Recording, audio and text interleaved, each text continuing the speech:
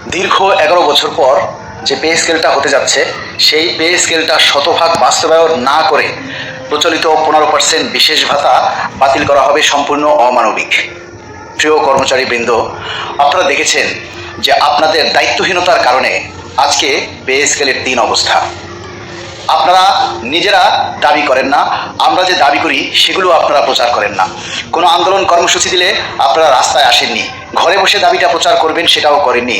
অথচ আজকে দেখেন আপনাদের গোয়ার্তামির কারণেই আমাদের পে স্কেল যে বাস্তবায়ন হবে সেটার আমরা যে অবস্থাটা শুনতেছি বা যে খবরগুলি শুনতেছি সেগুলি যদি সেইভাবেই যদি বাস্তবায়ন হয় তাহলে এই পে স্কেল আমাদের কর্মচারীদের জন্য কোনো উপকার বয়ে আনবে না।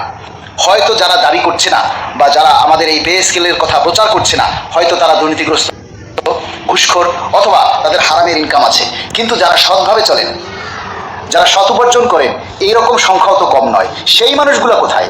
আমরা আজকে একটা দাবির কথা তুলে ধরলে সেই দাবিটা অন্তত 1-1.5 লক্ষ, 2 লক্ষ, 4 লক্ষ মানুষ তো প্রচার করতে পারেন, তুলে ধরতে পারেন, তারা কেন করছেন না?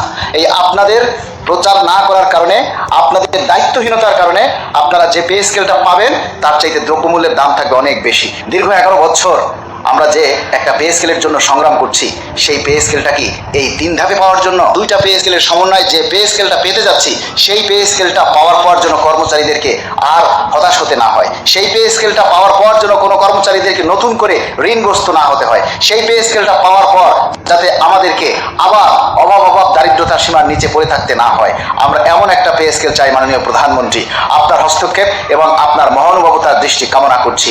আমরা চাই এই পে স্কেলটা শতভাগ বাস্তবায়ন হোক এবং শতভাগ বাস্তবায়ন না করার আগ পর্যন্ত যাতে 15% বিশেষ সুবিধা বন্ধ করা না হয়, এটাই হচ্ছে আমাদের দাবি। এবং এবারের পে স্কেলের 3টা টাইম স্কেল যেটা আমরা হারিয়েছি 2015 সালে, সেই 3টা টাইম স্কেল আমরা পুনর্বহাল চাই, সিলেকশন গেটটা পুনর্বহাল চাই। আর যারা পেনশনে আছেন তাদেরও শতভাগ বেতন বৃদ্ধি চাই। যারা সৎভাবে উপার্জন করেন, যারা হালাল ইনকাম করেন, অন্তত তারা এই দাবিটার ব্যাপারে যুক্তি দিয়ে আপনার এই দাবিটা প্রচার করবেন। যারা হারামের ইনকাম করে, অবৈধ ইনকাম করে, তারা কখনো পে স্কেলের দাবি করে না। সুতরাং আপনি সৎভাবে থাকলে অবশ্যই আপনি এই দাবিটার পক্ষে সমর্থন দিবেন।